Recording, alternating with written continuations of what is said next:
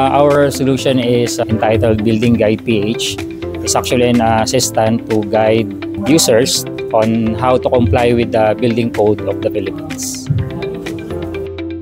Actually, nakita namin medyo limited kami doon sa pwede namin gawin sa platform. So, ang ginawa namin, naghanap kami ng way para maging kakaiba.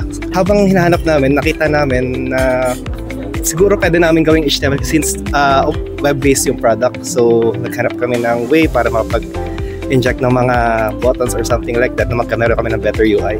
So, doon namin pinasok yung namin, pagka-dev skills na konti.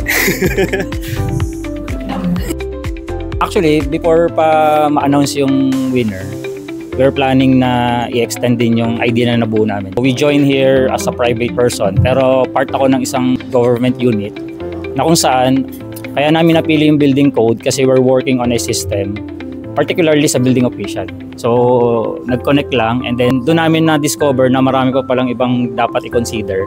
Kaya balak namin siyang idiretso and possibly baka ma-accept ng LGU, i-embed namin dun sa system.